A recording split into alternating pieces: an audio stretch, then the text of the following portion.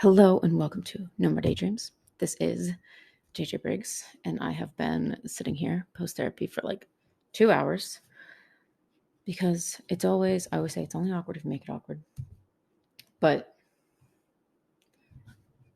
I talk a lot about the self-trust and wanting to consistently post podcasts. And then when a month goes by after that, and I'm like, I'm back. It's like, not that I feel like I'm in trouble or like, but it's where my words and actions aren't aligning. And sometimes I feel like I need to like give an excuse or like justify it when I can just remind myself that even if I'm not showing up online every day, I'm trying my best every day. I am taking steps towards, I don't know, I think that's the record. Just aligning myself with the agreements that I am choosing to keep with myself. And I use the word agreements because I know I've talked about it a lot on the podcast here before. But really, truly, like reading the 4 agreements and realizing and becoming aware of all of the agreements that I was keeping in my life that either I never decided or society decided for me, or I didn't realize where I had autonomy to change things. Having a set of morals and values or agreements, like things to help structure your belief system. I think that that's important. And I think that, so I remember I wrote here in my journal, Un-Wavering Faith. So something I say a lot is unwavering faith. Like my faith wavers, but I try to remind myself to have, unwavering faith in the universe and God. And I personally find it beneficial to my psyche and mental health if I believe that there is energy that is larger than me. There is like, this universe is so vast and so big. When I was little, 2 things used to make me crawl into my parents' bed. And like when I was little, 1, I thought I would think about what happens after we die. And 2, I would think about how big the universe is, and I would get overwhelmed and I'd have to go. Like the last time this happened, I remember the house we were in, and we moved into that house after I started my freshman year at Cornell. So like 19, maybe, when I'm still having these existential crises. So I think that faith is important. I think that there's a lot more common ground than we think.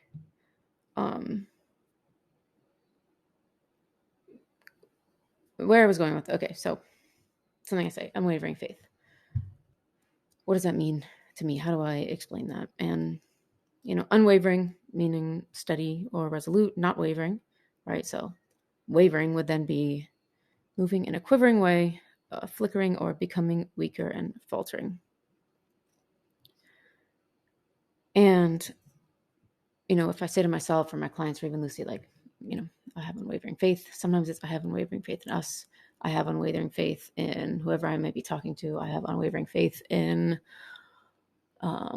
maybe at the time my ability to learn from my mistakes, or that like it doesn't necessarily just like mean unwavering faith in this one specific description of a particular god or deity or whatever it is.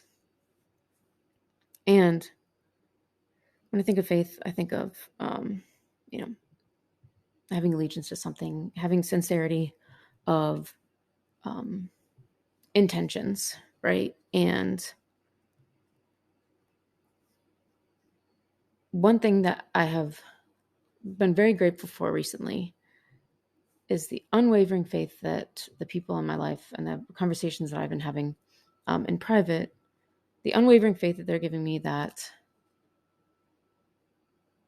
I'm not alone. There's a lot of other, whether it be boomers or Gen Xers or millennials or Gen Zers, or like there's a lot of other people who feel perhaps a bit alone, who feel that they, kind of see the chaos that is going on and maybe are unsure how to, actually make a difference, or maybe they're, not in a position to be able to speak out without fear of retaliation or retribution or economical impact on their family. So, but where's I getting at with all this? But, reconnecting with some friends and, the conversations that Lucy and I always have and have been having, and conversations with family. And, I saw family this past weekend and got to spend a week back up at Ithaca and saw my old coach and some people up there, and really got to spend some time talking to my uncle. It feels just really, it feels like it provides a little bit of optimism, a little bit of hope of like, I guess like that, like the shared humanity that we all, I feel like what has been ubiquitous in my conversations, whether I'm talking to somebody on the right, somebody on the left, a Christian, a non-Christian, an atheist, whatever myriad of theories, or no matter their beliefs, I felt like a large desire for that common humanity and more connection and more authenticity. And that's always been important to me, but I feel like over the last 2 years, it's been 2 years, just over 2 years since I told my ex-wife that I wanted to end the marriage. And obviously that's not a decision that one makes lightly, and a lot went into that. And I've felt since then, I told myself this is going to be the hardest thing I ever have to do, because it's when I started making decisions for myself and not worrying about the optics, not worrying about what other people thought of me. And that's obviously still ongoing and active, but it felt like before that, I wasn't even aware or conscious of all of these rules and agreements I was holding myself to, and not realizing that, hey, I get to forgive myself, and I get to extend myself compassion, and I get to surround myself with love, and I get to live life in a way that feels good. So what was I getting at with all of this? So I don't know, unwavering, and I talk about unwavering faith in my coaching, because sometimes, it's important that I show up online as consistently as possible, given my like just energy levels. But like, I know that I've done my best to show up authentically, and that's very important, because when somebody starts coaching, whether it be nutrition coaching or life coaching, there needs to be this trust, because there needs to be this level of faith that they have in me, that I have their best intentions in mind, right? I have sincerity of intentions, and that I'm going to try my best to communicate, be impeccable with my word, be honest with them. I want them to be honest with me. It's a very big part of the coaching relationship, is developing that rapport and developing that trust. And so what coaching allows me to do is really have deep conversations with people, reconnect. Like I feel like I try to have deep connections. I like in my relationships to have deeper discussions. Like there's always going to be an amount of shit talking and, joking and stuff, but I really try to make sure that the people in my life, we're having conversations that feel good, feel nourishing, feel like we are, kind of holding ourselves to a higher standard, and evolving and growing as humans. And I just feel very grateful, especially recently, this last month or so, like even if I haven't been showing up on here in the podcast, just feels like this like renewed kind of faith in our shared humanity, right? The collective. And I was just going down a definition rat hole here. So humanity, meaning the human race or human beings collectively. Also humaneness, benevolence. So then I was like, okay, well, what does humane mean? Humane meaning having or showing compassion or benevolence. Okay, what does benevolence mean? Meaning well or kindness, and then or showing compassion. Compassion meaning concern for suffering and the misfortune of others. And I think back to little me crawling in bed with my parents when I was afraid of how big and vast the universe was. And I also think of how relieved I was in, I think, freshman year to realize that, like, the core tenet of Buddhism is like, life is suffering. It's like, oh, okay. And it kind of felt like it provided like a little bit of like framework to view the world and view my life and view things. And I think that faith is a dynamic process. I think it's going to change and evolve. And I grew up, both of my parents are Christian, but we never were raised with any religion in the house. I mean, like, we said grace before dinner. I feel like my parents are like they're not on the same kind of political side of the spectrum, but actually like make it work. Where the heck was I going with this? Oh, so we weren't raised with any kind of like specific like religious ideology. So I feel like what it has allowed me to be at 31 is kind of, taking in things like the Four Agreements and reading a little bit about the actual teachings of Jesus, and reading Right and Holiday and learning about Stoicism, and reading Pema Chodron and learning about Buddhism. I feel like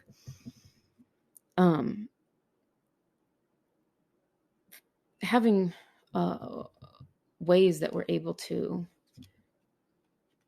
tap into faith or tap into spirituality, whatever that looks like, whatever that means for you. Sometimes for me, it's writing, it's journaling, but I think that's really important. And I think that there's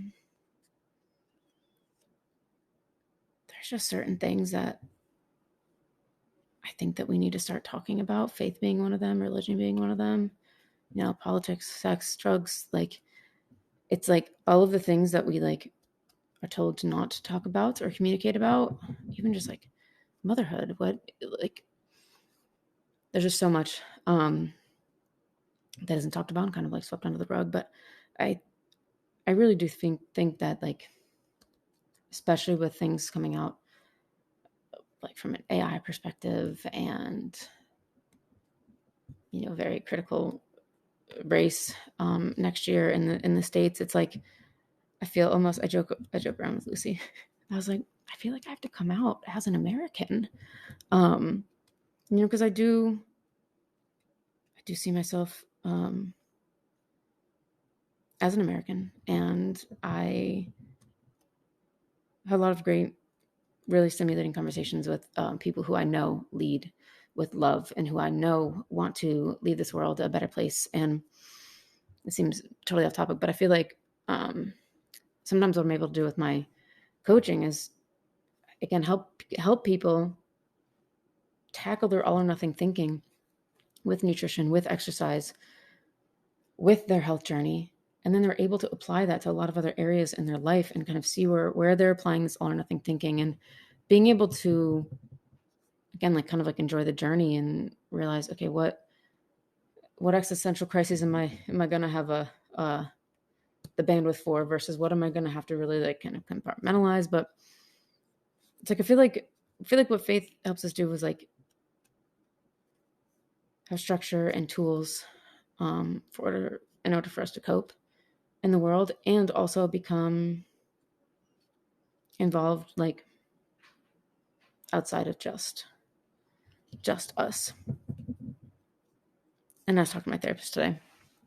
I remember, I think it came out in 2013. When did it Get Rich or Die Trying? I think it was, I'm sorry, I said 2013, but I meant 2003. Yeah, February 2003. I remember my sister had it. And there's a lyric: you shouldn't throw stones if you live in a glass house, and if you got a glass straw, you should watch your mouth, because I'll break your face. But I just always remembered that line. And it was the first thing that came up in therapy today. Because it's just like, I feel like we're quick to pick up some stones and start tossing them. And it doesn't feel natural. I don't want to throw stones. I don't want to punish or react out of hatred or contempt. And I really do, like, it sounds so cheesy, but I just truly genuinely believe in the power of love and leading with love. And again, I just really think there's more common ground than we think. So that's all I got for you today. Thank you for listening to me rant for 15 minutes. I will perhaps go through some of these cards later, but I want to just try and commit to myself that I'm going to post this. I'm not going to edit it. I'm just going to drop it right on. I've paused this a few times, but I've been also recording it on my phone, and I haven't paused it. So let's see. This is 15:36. This is 16. Okay, so only like 30-ish seconds of pausing. But anyways, thank you guys so much for listening. If you're listening, if you're watching, sending an episode that resonates to a friend or to 2 friends or 3 friends, like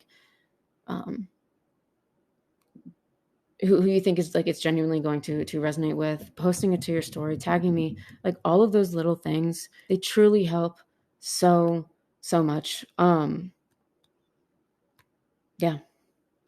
Anyways, thank you so much for listening. Who knows when I'll be back, but sending all the love, all the loving kindness, and we'll chat soon.